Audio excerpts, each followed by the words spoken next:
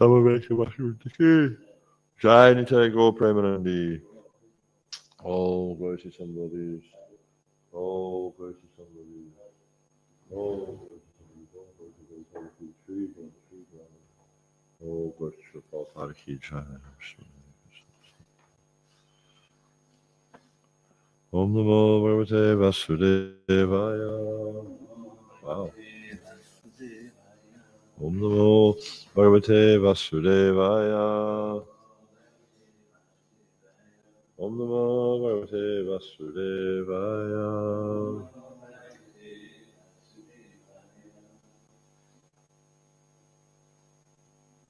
Chitti Adinam Ihatanam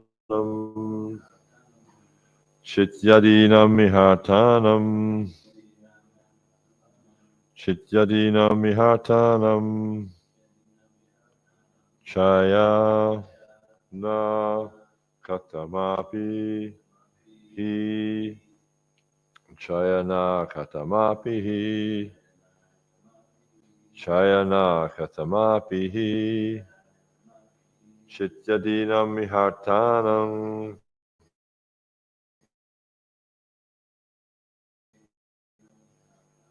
Chayana Katam Na Sangato Vikaro Api Na Sangato Vikaropi Na Sangato Vikaropi Na Pritan Nanvito Mrisha Na Pritan Nanvito Mrisha Na Pritan Nanvito Mrisha Na Sangato Vikaropi Na Pritan Nanvito Mrisha Chityadinam Mihartanam Chayana Katamapihi Nasangato Vikaropi Napritan Nanvito Mrisha Chityadinam Mihartanam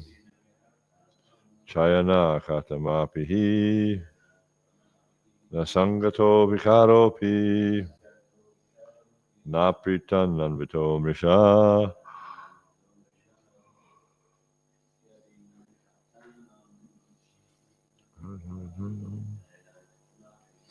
Chayana Chatamapihi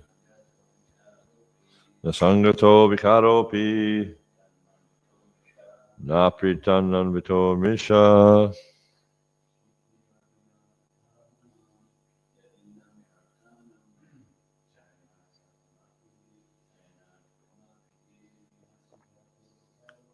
Nasangato Vikaropi Napritan Nanvito Mrisha Chitti Adinam of the five elements, beginning with the earth. Iha in this world. Artanam of those five elements. Chaya shadow. Na neither. Katama which of them? Api indeed. He certainly. Na nor. Sangata combination.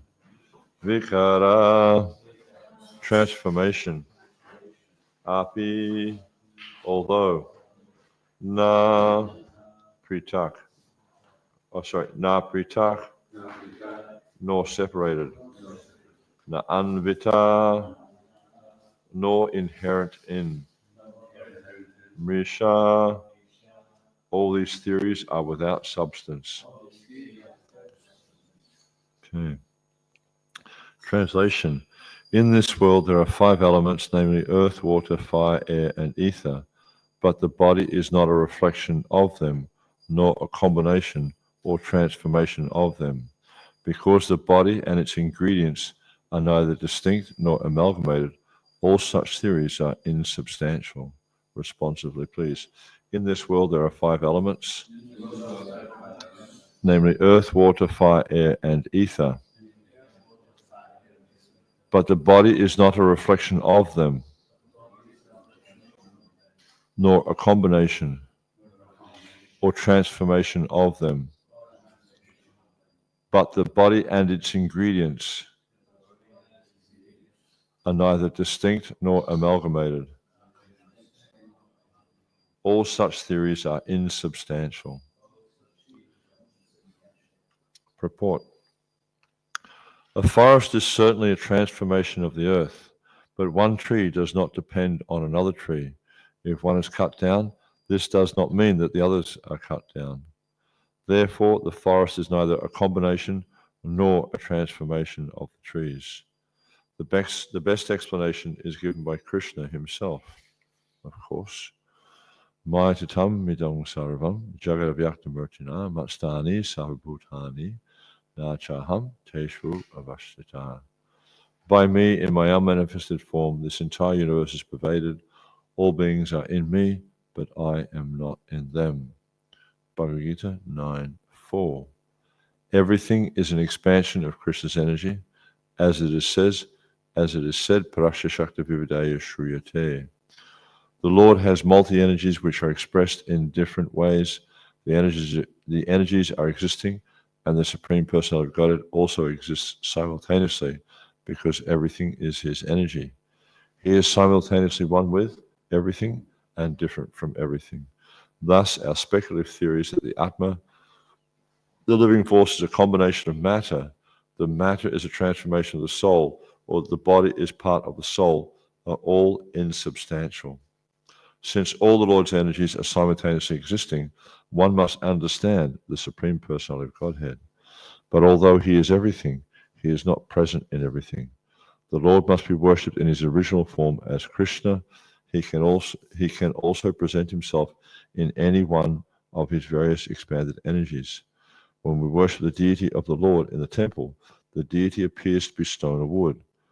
Now, because the Supreme Lord does not have a material body, he is not stone or wood, yet stone and wood are not different from him. Thus, by worshipping stone or wood, we get no result.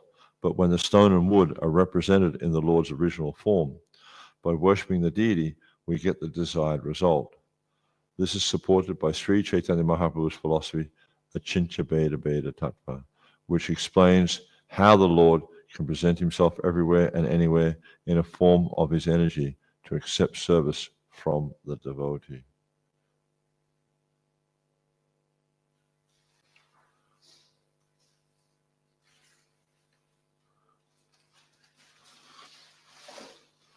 So this is Narad Muni explaining Siddhanta to Yudhisthira Maharaj.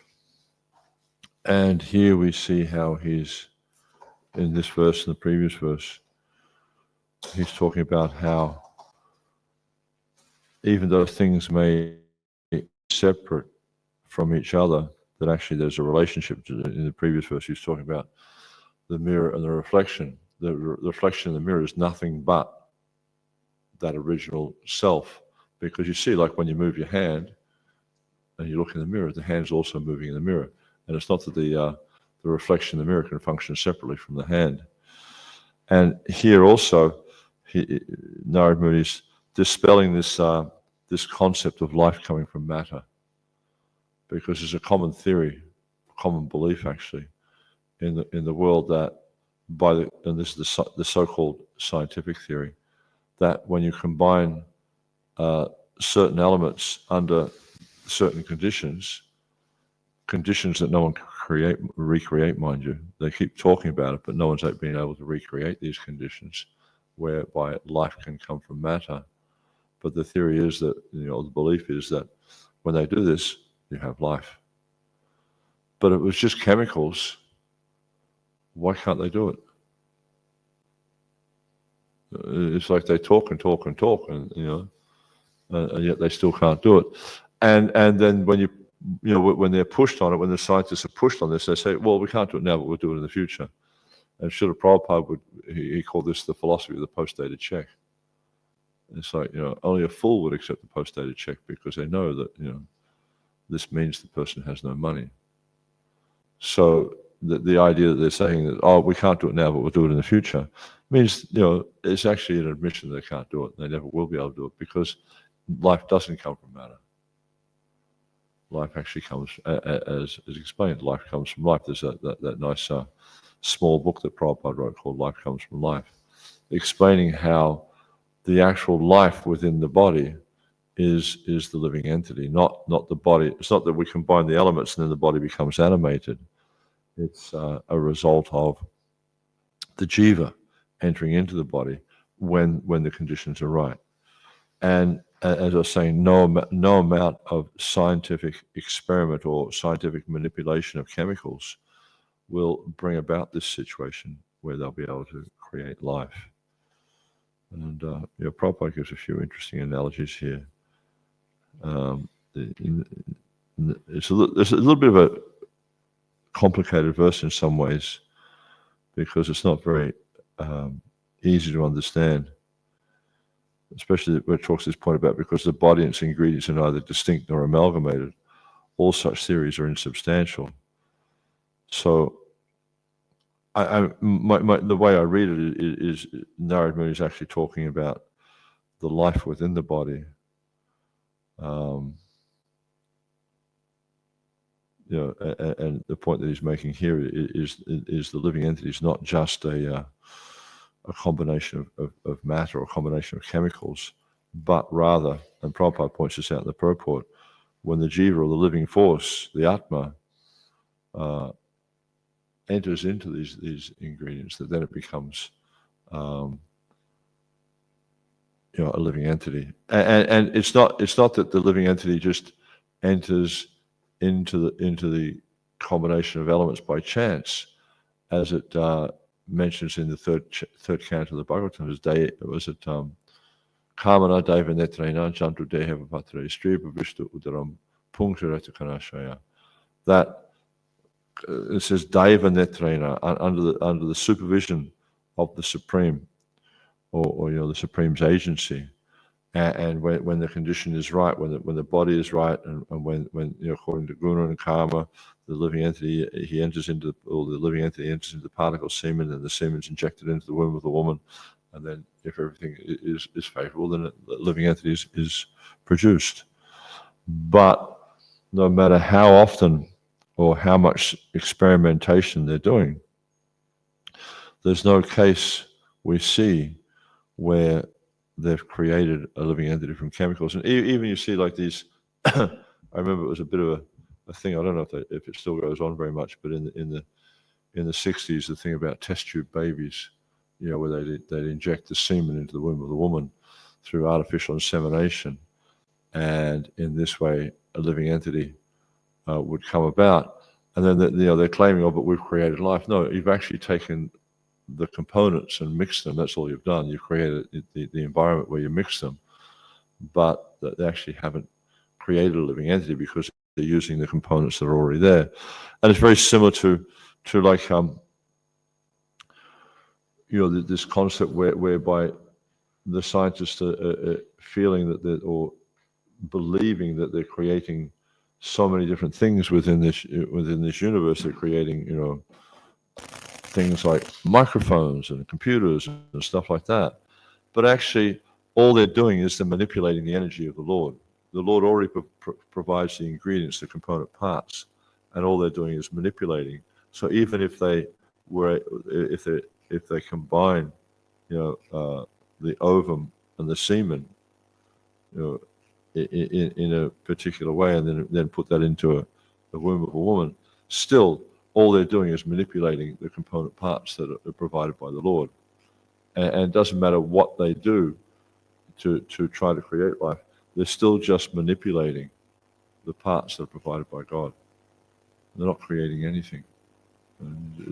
Because we understand that it was a Shristi Sthiti Pralaya Sadhana Shakti Chaye Vyasha Bhuvanani Bhakti.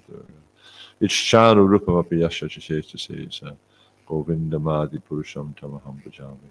That this work of creation, maintenance, and destruction, this is all carried on by the Lord's different agencies, who are empowered by the Lord to do that. You'll see, like with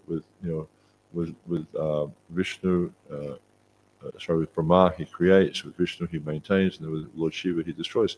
But these are all either expansions of the Lord or empowered forms. With Brahma, he's empowered in order to create. But he's not God himself, and neither does he come up with all the component parts. The Bhagavatam explains the 10 topics of the Bhagavatam, which are mentioned in the last chapter of the second canto, how there's two elements of the creation. There's the primary creation and there's a secondary creation.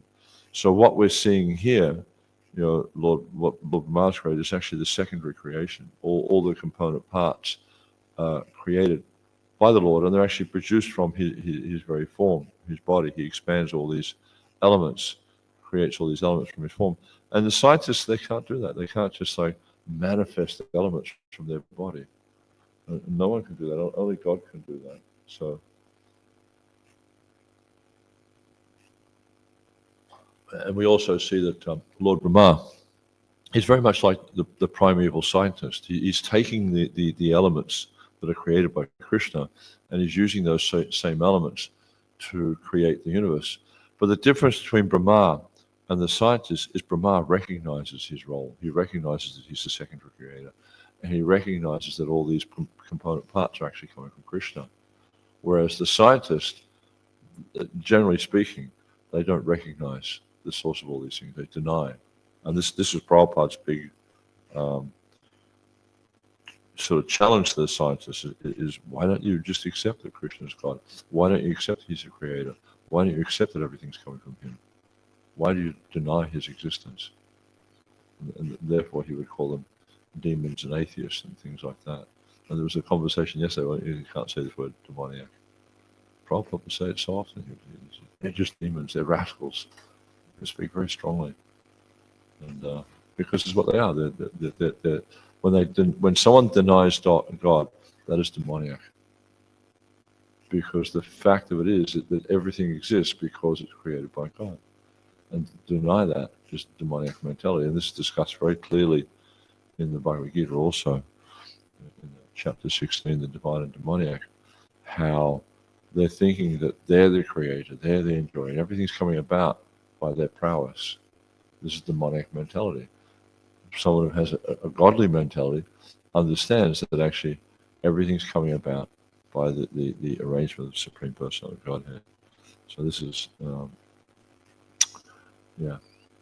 part of what's being discussed here. And then in the second paragraph, or the last paragraph, the third paragraph, Prabhupada is explaining, since all the Lord's energies are simultaneously existing, one must understand the Supreme Personality of God. One must understand the Supreme Personality of Godhead. And it's kind of, you can never really understand Krishna fully, because the nature of Krishna is he is unlimited, but we are very limited. Even though we're, I can't remember the exact percentage, 70 something, 78% or something of the unlimited, which in essence is saying we're also unlimited, but we're a smaller unlimited than the unlimited, if that makes sense. We're kind of smaller, and much more finite. Prabhupada would sometimes say that the living entity has so many untapped capacities that you'll see that with great personalities. Just like you look at the Kshatriyas on the battlefield of Kurukshetra, the way they were able to fight just with mantra. They just used ordinary arrows, and they placed the mantra on the arrows, and they could create like these mystic illusions or these powerful mountain weapons and raining all sorts of abominable things from the sky, and hurricane weapons and all sorts of amazing things just from mantra. But in our present conditioned state, we don't have that capacity, but those capacities are there. And also we see how the living entity, just look at someone like Narad Muni, how he's able to travel in outer space. He doesn't need a breathing mask or anything like that. He doesn't need to have a special suit that costs millions of dollars or anything. He just travels in outer space. Living entity has that capacity. Living entity has so much capacity, but because of our conditioned consciousness, and we're conditioned into thinking that this material body is us. And we strongly believe that. We're really, entwined in this perception of being the body. Therefore, this is blocking us from experiencing our full potential. And if we look at some of these stories in the Bhagavatam, the story of Ranti Dev, the story of is it Katbanga Maharaj who was fighting for the Devatas, and he after fighting for the Devatas for many years against the Daityas, they asked, he conquered the Daityas by his prowess, and then the demigods wanted to bestow a benediction upon him, and he said, "Well, I'd just like to know how much longer I'm going to live." And they said, "You're only going to live for another moment." So immediately he sat down and just focused on Krishna and became fully Krishna conscious in a moment. And you see there's so many stories in the Bhagavatam of how these great personalities have been completely caught up in karma kanda activities like Prachna Bahishat. But then when he came to the point of understanding who he was, he just became fully Krishna conscious. Rahugana, same thing. There's so many stories like this. Because these are great personalities and they're somewhat in touch with their actual nature. And therefore they're able to become Krishna conscious in a moment.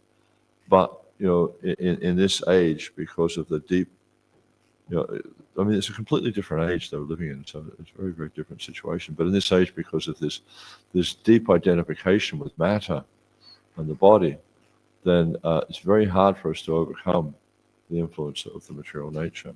And Krishna, again, in the 7th chapter, he says, Devesha Gunamaya Mama Maya Durataya. Durataya, very difficult to overcome. The living entity is very much entwined in this material concept and not able to understand the actual nature of the living entity. But when we're able to, and Krishna says, Mame Vijay Prapadyante Mayam Mitam Tarantite. But when Prapadyante, when we surrender to Krishna, then this original nature becomes rekindled, and we start to understand who we are. And when we start to understand who we are, we can actually achieve amazing things. And the ultimate amazing thing is we go back to Godhead. We give up attachment to this material world, and we return back to the spiritual realm. And this is quite an amazing thing. And then Prabhupada goes on to explain, but although he is everything, he is not present in everything. And that's that verse, Mayatamidam Sarvam. By me in my unmanifested form, I'm present in everything, but everything is not present in me. And Prabhupada uses this talks about this philosophy given by Lord Chaitanya, Chinta Veda Veda Tattva, how everything is simultaneously one but different. Everything is nothing but an expansion from Krishna, but in one sense you could say this is Krishna, but it's not Krishna directly. It's not. Of course, Krishna can act through his energies if he wants to in any way he wants to, but we're not going to worship the microphone as Krishna, for instance. We worship the deity as Krishna because this is the authorized form. And the microphone, we respect the microphone as Krishna's energy, and therefore we don't abuse it or treat it harshly. We actually understand, the devotee understands that everything is Krishna's energy. Therefore, the devotee understands that everything being Krishna's energy, it should be used for Krishna's service. And there's, in one of the classes we do, when we're training devotees in deity worship, we explain about Sambandha and the relationship between the living entity and material nature, the material energy, and Krishna, and also the living entity in Krishna. And we can really understand our consciousness or our position in this material world, or we can understand where we are in terms of spiritual advancement by how we view the material nature. We might say, oh, yes, Krishna is God and I worship God and stuff, but we're trying to exploit the material nature. This helps us to understand where we're at, because when we see the material nature as a vehicle for our enjoyment, we understand we're bewildered. If we see the material nature as simply an object or a vehicle for serving Krishna, then we're actually understanding the proper perspective of things. So when we see the material nature is simply there for Krishna's pleasure and not for my enjoyment, then we see things as they are. And this is part of understanding how he's everything, but he's not present in everything, because the material nature is nothing but his energy. It's expanded from him, but it's expanded from him in order to serve him, not to serve our senses. But mostly we're just caught up in trying to enjoy our senses in the material world. And then Srila Prabhupada goes on to explain how the Lord is present in various expanded energies. And the deity also is one of Krishna's incarnations. It's described in the scriptures how there's 5 primary incarnations. There's Vaibhav, Vilas, Vyuha, meaning the Chata Vyuha, the Archa Vigraha, and one I forgot. I just tried to remember the other day. I couldn't remember it. There's 5 total. And so the Archa Vigraha is actually one of Krishna's expansions. It's actually one of the 5 authorized forms, or the 5 direct forms of the Lord. And Prabhupada's making the point here how Krishna can present himself fully in any one of his expanded energies. He's not limited like we are. We can't expand ourselves in a variety of different ways and be fully present. It's just like you'll see Prabhupada often would use the example of Mr. Ford, and how we see how Mr. Ford's energy is present throughout the factory, but he's not directly present himself. The factory is going on, all the work in the factory is going on by his energy, but he is not present. And in a similar way, everything's going on by Krishna's energy, but actually Krishna is simultaneously present, but he's not present. He's present there as the super soul, the Paramatma in the heart of all the atoms, in the heart of all the living entities.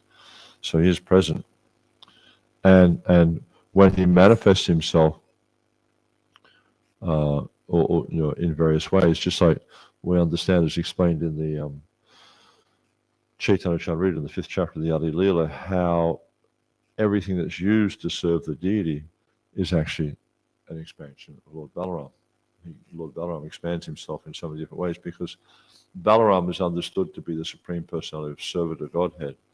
So whenever there's an opportunity or need to serve Krishna, Balaram's there, he expands. So he expands as the deity's seat, he expands as the umbrella of the deity, as his Brahman thread.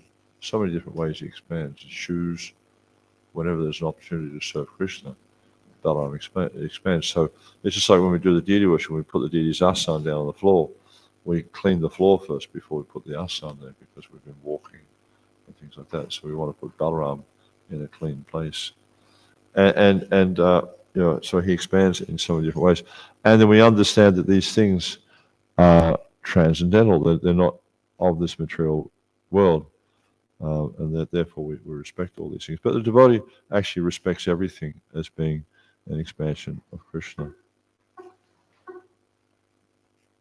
So it's kind of interesting because when you look at different deities in different parts of the world, some deities are very, very attractive, and some deities to the conditioned mind and senses don't seem to be so attractive.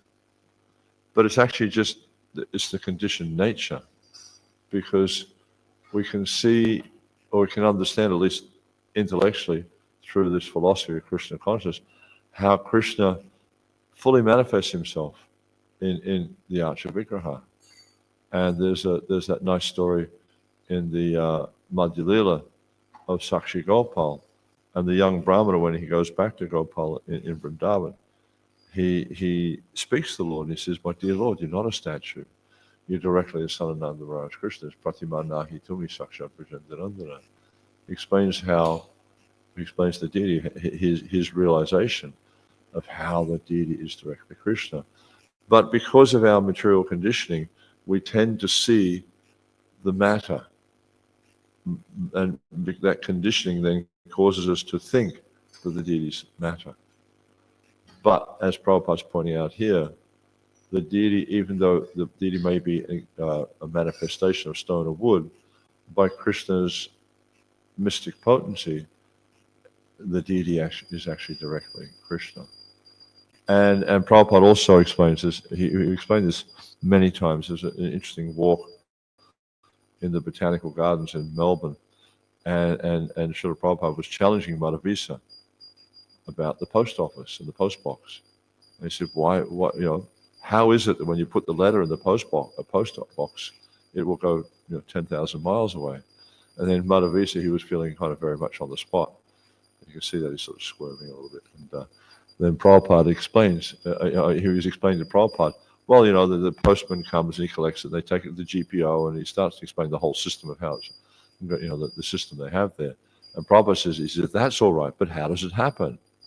And Madhavisa couldn't understand Prabhupada's point. And Prabhupada said, because it's authorized. He said, if you take a box and you paint it red or whatever color it is the post box is, in Australia they have red ones, they have yellow ones, and you put it outside your house and you write post, Australia Post on it or whatever, and you put your letterbox in there, put your letter in the letterbox, he said it'll stay there for 10,000 years, it won't go anywhere. Why? Because it's not authorized. But if you have an authorized post box, you put your letter, it will go to its destination because of it being authorized. So in the same way, Krishna manifests himself as the deity because it's an authorized process. It's a process he himself has given. And we see this is also very much explained in the 27th chapter, the 11th canto, how Krishna is explaining to Uddhava how he manifests the deity and how he likes different types of service in the deity. And so and this is also why Prabhupada would call the deity the Archa Avatar. He would often refer to the Archa Avatar as being the mercy incarnation of Krishna.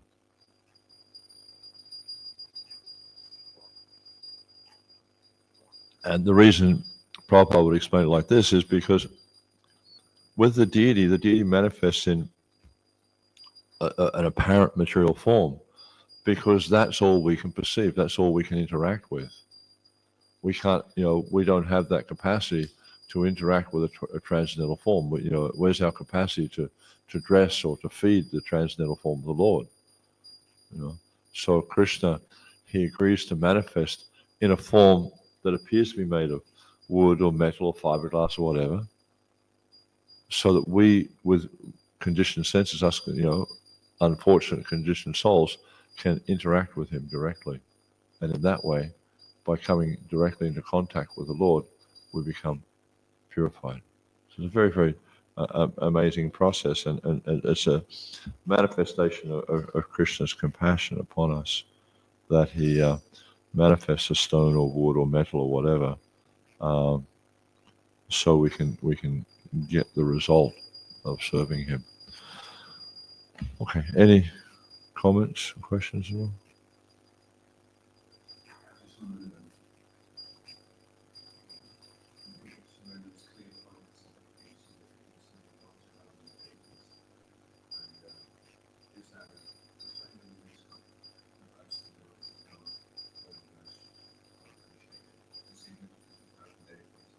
Yeah.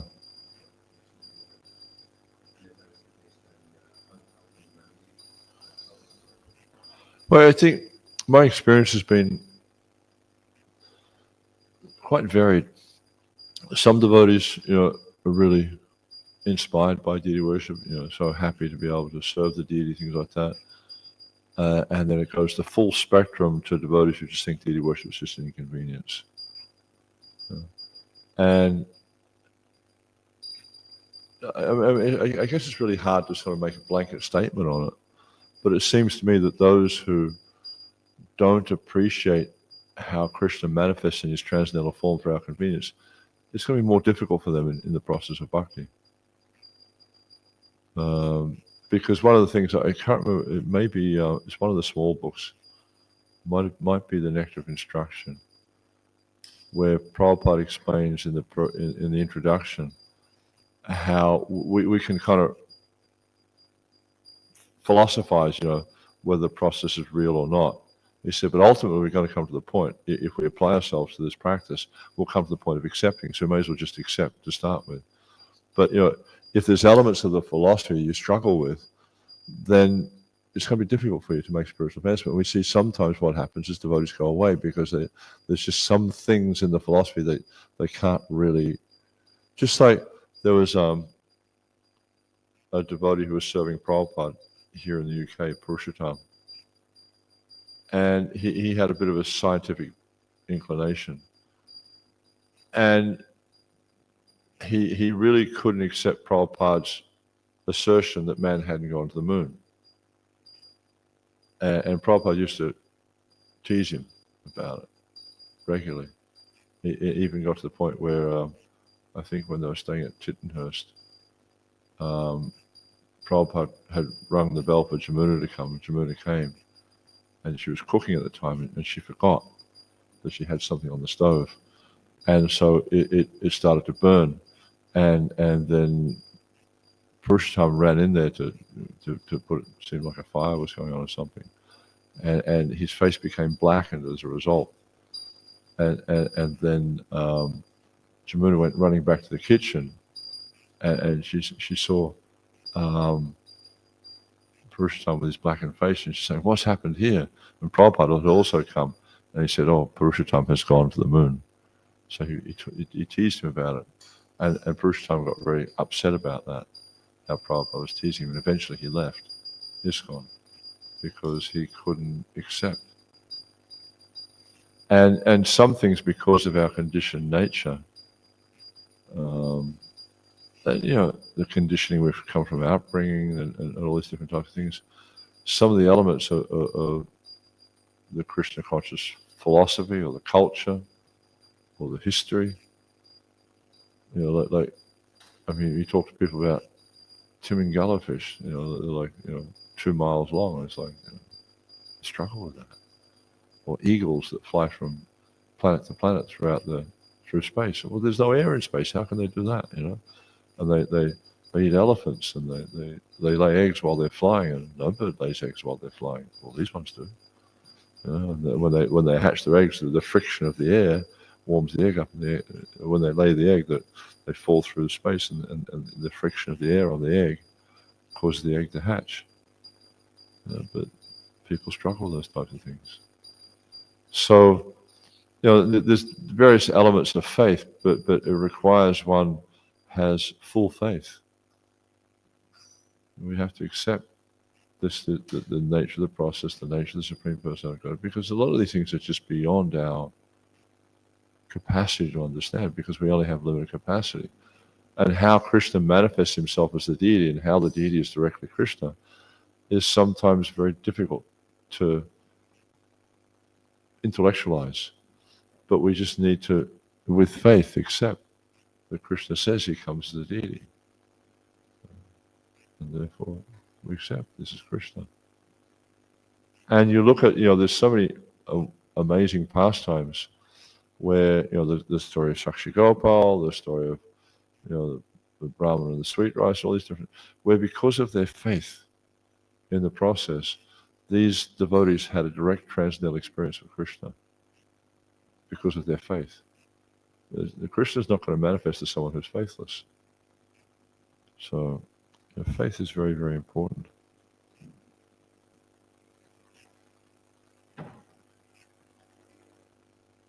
Anything else?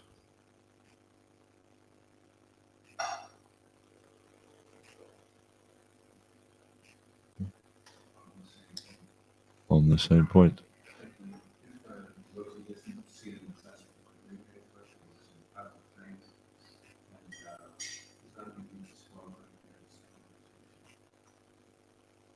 Jiva Goswami explains in the Bhakti Sandarbha how, because of our conditioned state, and let's face it, everyone in this material world is deeply conditioned, whether they accept it or not. They're deeply conditioned. Their hearts, their senses are contaminated with the modes of nature. And really, the real purificatory process in this age is Harinam. That's the essence of it. But in order to really achieve the ultimate destination simply through Harinam, one has to develop this faith that the name is not different from Krishna, which is kind of difficult to do. I mean, obviously we hear when we come to ISKCON, just chant Hare Krishna and your life will be sublime. And it's true. But how many of us just chant Hare Krishna? There's so many other activities we do, so many other activities we have to do because the mind and senses can't be peaceful just to sit down. I mean, how many times have we been able, in our lives, been able to sit down and just chant and chant and chant and chant and don't do anything else? No, the mind becomes disturbed. The senses become disturbed. But if we were satisfied just simply to hear and chant, then we wouldn't become disturbed. Just like we see with Parikshit Maharaj, he sat down for 7 days straight and heard about Krishna. And he's saying, Sutta, Sutta, Mahaba. Oh, sorry, that was the sage that was running. They're also hearing, but they're so enlivened by hearing from Sutta Goswami. They just want to hear more and more and more. They're saying we cannot find satiation. This nectar that's coming from your lips is so enlivening to us. We want more and more and more. We're not satisfied. And in that Atmarama verse, it talks about Shukadeva Goswami, how even though he was an Atmarama, he was still drawn to hearing about Krishna's wonderful pastimes. So this is an elevated person. It's like, when we sit down and absorb ourselves in the Bhagavatam, we find it very nourishing. But are we able to just sit down and read the Bhagavatam all day, every day? No, because we're not purified sufficiently. We get it that the Bhagavatam is a very spiritually enriching and nourishing thing to do. But because of our contamination, because of our lack of conviction, we don't just sit down and do that all day. Because if we had that conviction, that's what we'd do. And we'd be completely peaceful. There would be no other agitation or no other thought going on. We'd be completely peaceful. But because we have material conditionings, therefore, we don't do it. And Jiva Goswami explains in the Bhakti Sandarbha that because of this material conditioning, at the point of initiation, the living entity is obliged to do deity worship. Because this really helps, and he explains how one makes rapid advancement in devotional service through the process of deity worship. We may not be attracted to it, but it's very, very helpful. It helps us advance very, very quickly to the point of being able to chant the holy name purely. Because this is our goal, especially in Kali Yuga, is simply to hear and chant.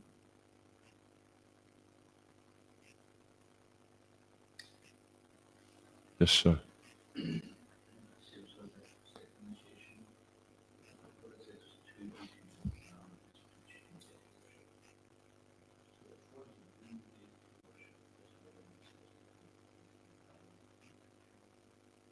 No. Anyone can speak about Krishna.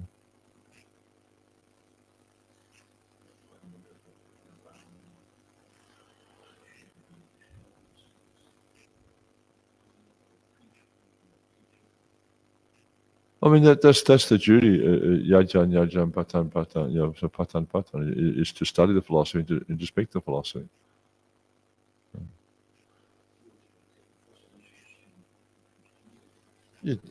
Devotees who are uninitiated can preach. I mean, I don't think it.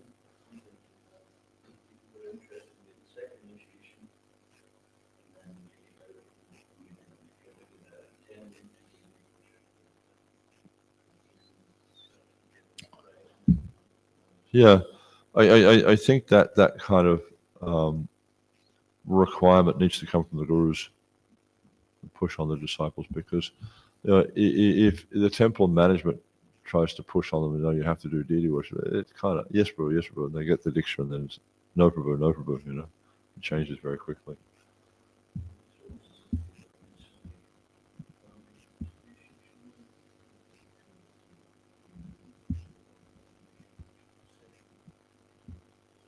Well, I don't know about that. Possibly that's the case, but it just seems like in some cases it's just like a progression. I've done this and now I'm going to do that. It's just maybe it's a status symbol for some. I don't know. But the main reason behind Brahman Diksha is to do deity worship, because when you get Brahman Diksha, you get mantra, and the mantras are used for worshipping the deity. That's their main purpose. You get the Brahma Gayatri, you get Guru Mula and Gayatri, Guru Mula and Gayatri, Krishna Mula and Gayatri, and the purpose of those is to worship the deity. Without mantra, you can't worship the deity. Huh?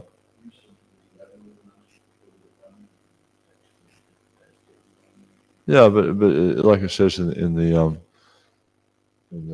Padma Purana, this Sampradaya Vihine Ye Mantraste Nishpalamataha. If you don't receive your mantra or diksha in a bona fide Sampradaya, there's no effect. So I mean, you can go to Gopinath Bazaar in Vrindavan and get tapes, where they're playing the Brahma Gayatri, but it doesn't make you a Brahmin. It just means you know the Brahma Gayatri. And even you take Brahman Diksha, Prabhupada would also make the point. We get first initiation, we get second initiation. What does initiate mean? It means to begin, not now I'm a Brahmin. No, now you have the Diksha, now you have the Gayatri, become a Brahmana. That's something completely different.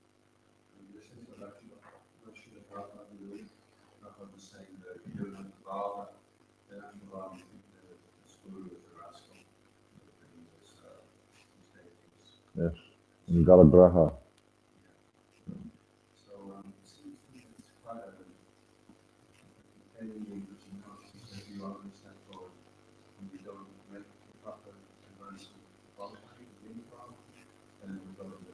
Yeah. And you're saying this old man has given us a burden.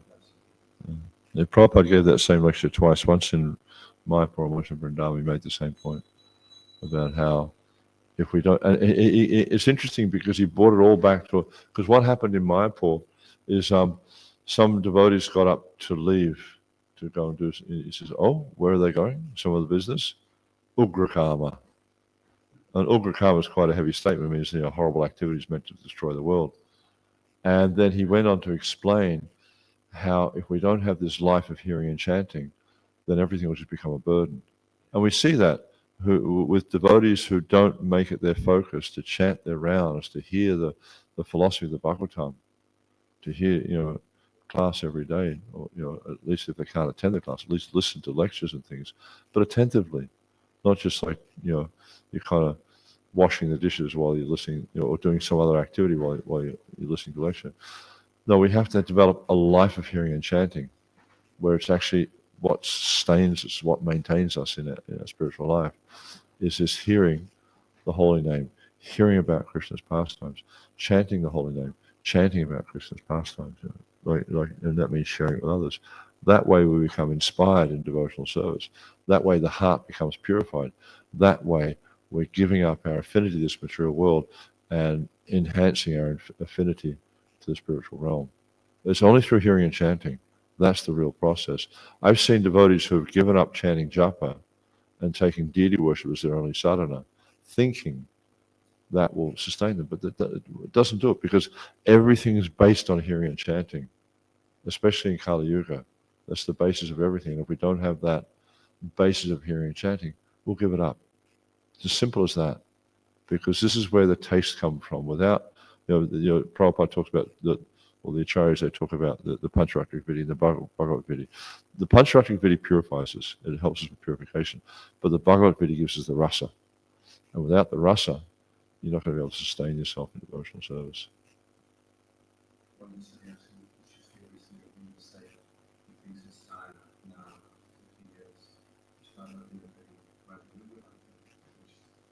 Good luck with that.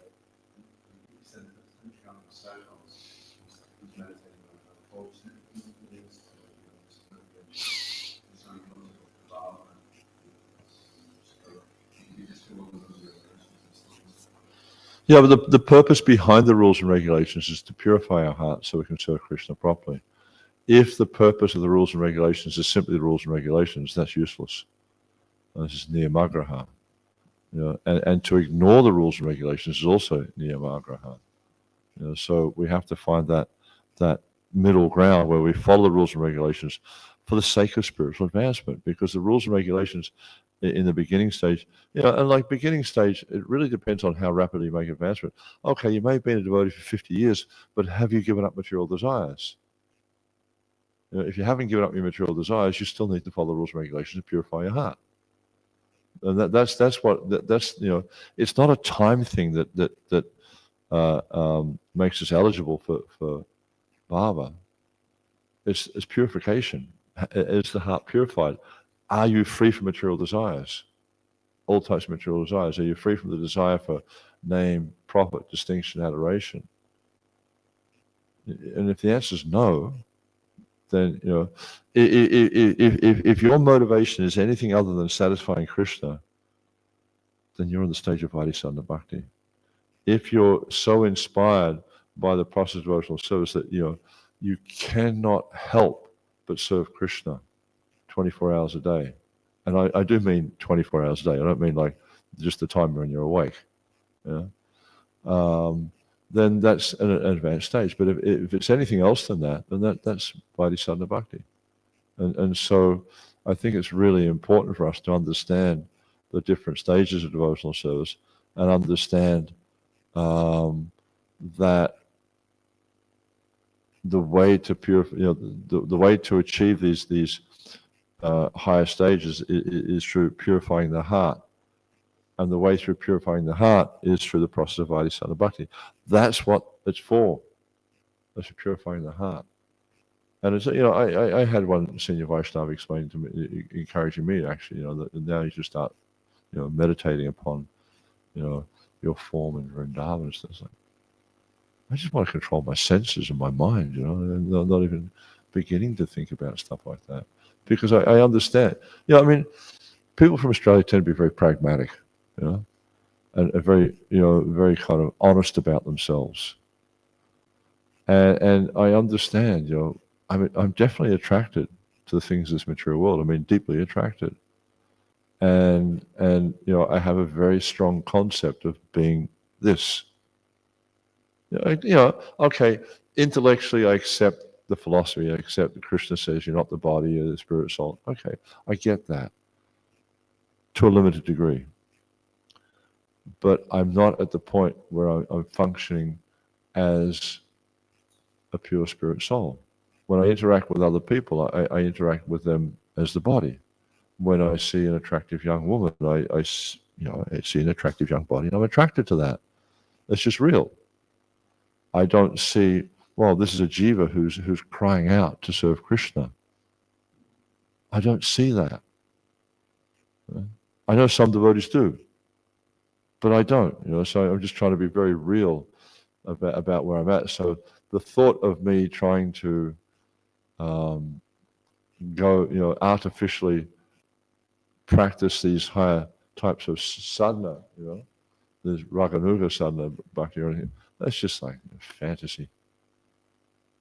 No, I'll focus on trying to be a successful sadhaka, and know that through this process my heart will become purified, and naturally these types of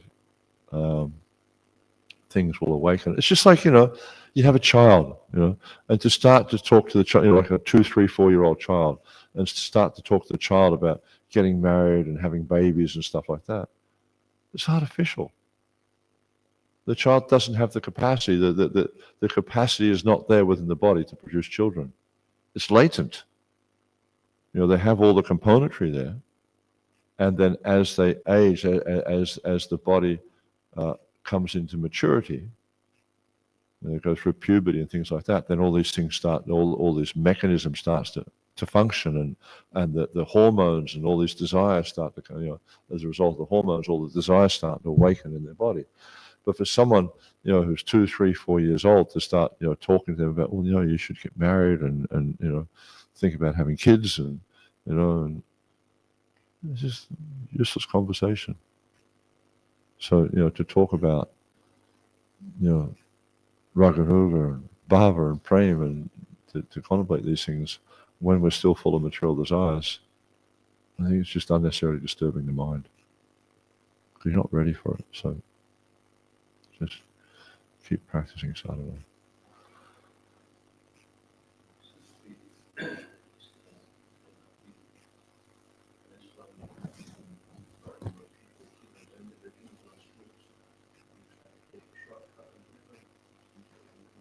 No, it never pans out very well, does it?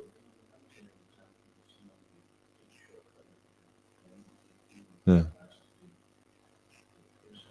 Yeah. I mean, there's definitely some advanced devotees in ISKCON. There's no doubt of that. How advanced they are, I don't know, because I'm not advanced. And it's only really an advanced devotee who can understand. Just like Prabhupada, he said that Jamuna was on the stage of Bhava.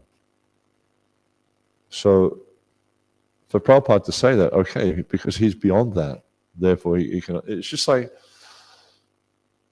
you know, if you're able to, I can't think of a good analogy, but you know, for someone who can see things as they are, it's easy. It's just like I remember years ago, Dhananand Maharaj was giving a class in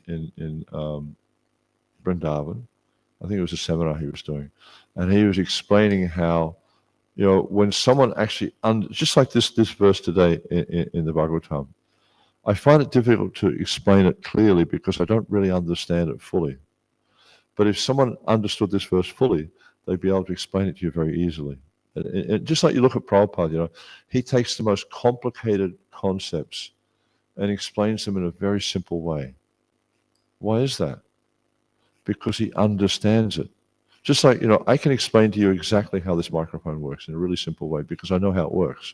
I know the whole functionality of it and how, you know, you have a magnet here, and when you put a voltage through, you know, and you have the coil moving in and out, you know, you wrap the coil with a particular number of windings and stuff like that. When it moves in and out the magnet, it produces electrical current as a result of the coil functioning and moving inside the magnet.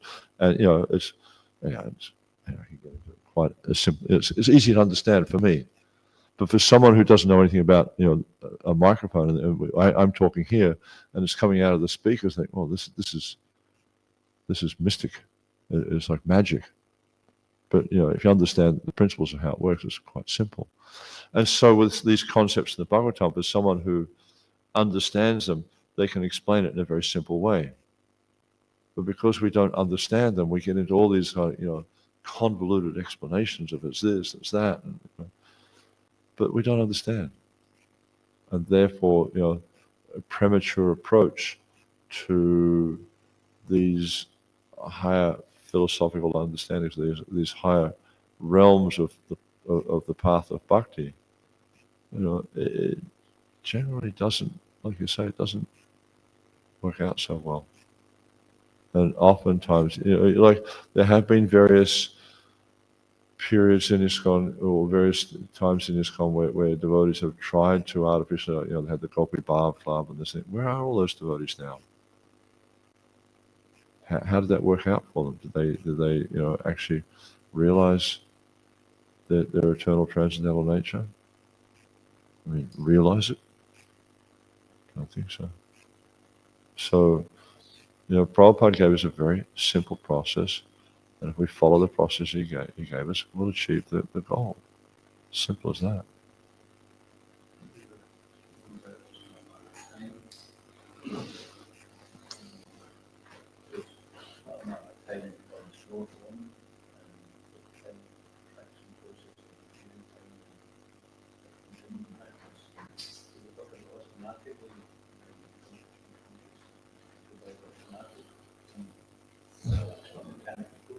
No.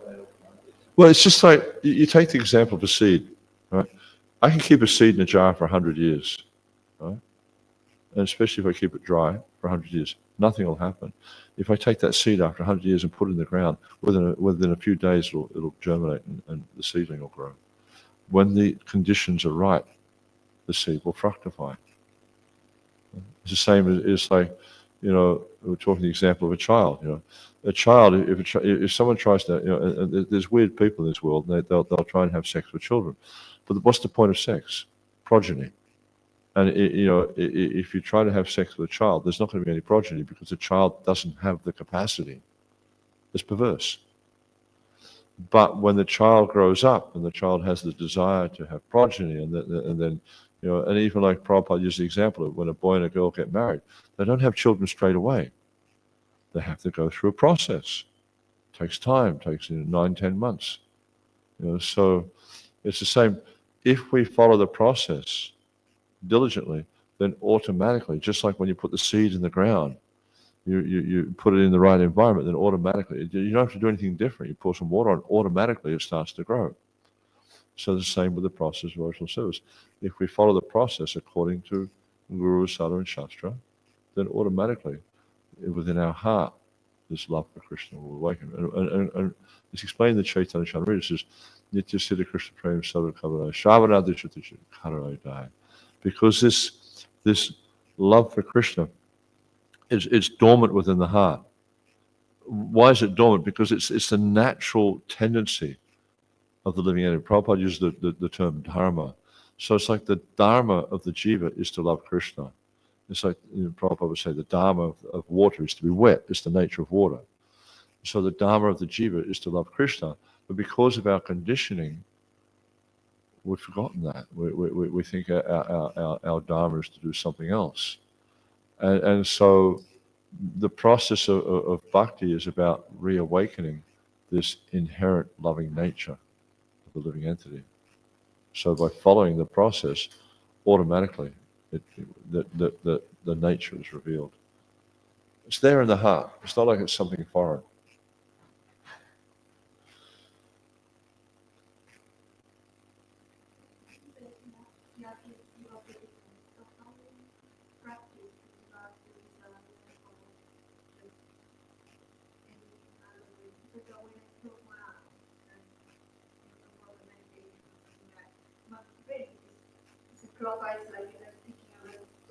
Yeah.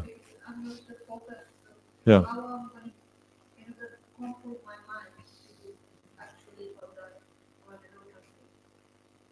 Yeah, Krishna explains to Arjuna in the Gita, by constant practice and detachment. You have to withdraw the mind from wherever it wanders. It's going to wander all over the universe within the space of a few moments and bring it back under the control of the self. So we have to practice and we have to be, cultivate on becoming detached from matter. And then that will help us to come closer to Krishna. It just takes time.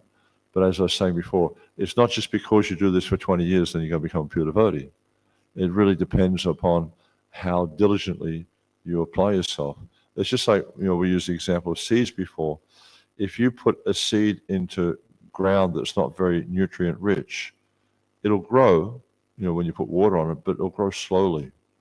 But if you put a seedling into, and different seeds will grow in different environments. Some plants, like carrots, for instance, if you put a carrot into carrot seeds into ground where there's lots of manure, carrots don't like that, and they split and they do all sorts of weird things. They like sandy soil and not like a lot of manure in there, and different things will grow in different soils. So when you put them into a suitable environment, they'll grow quite rapidly. And so we have to create that environment for ourselves where the seed of bhakti reawakens within the heart. And the best environment is an environment where we're always hearing and chanting. Yeah, but that's what goes on in the association of devotees, is hearing and chanting. And obviously, it says sadhu sangha shava shastra koi, lava mata sadhu sangha savi siddha hoy. It's the verdict of all the revealed scriptures that even by a moment's association with a devotee, one can achieve all success. And the success it's talking about is to reawaken our love for Krishna. So by having the association of devotees, then naturally we start to talk about Krishna. And like if you associate with stockbrokers, they talk about the stock market. But you associate with devotees, they talk about Krishna. But hearing and chanting is the means to, reawaken this love. And as the love for Krishna reawakens, all this attraction to matter diminishes automatically. You can't have both together. You can't have material desires and spiritual life. The Prabhupada says like oil and water, they don't mix. So as you associate with devotees more and more, you hear and chant more and more, then naturally your desires for matter will diminish.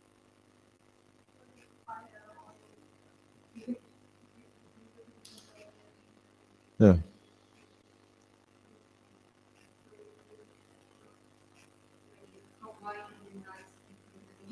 Yeah.